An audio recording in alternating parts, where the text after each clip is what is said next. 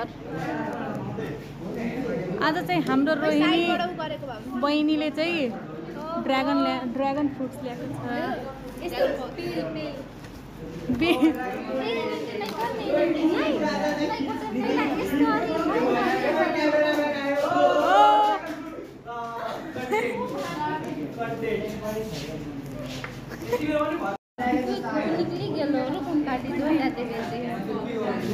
बिचरा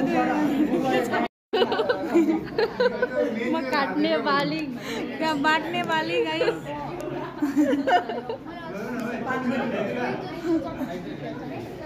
अनि यहाँ चाहिँ काट्ने वाली खाने वालाहरुलाई पनि खाने वाला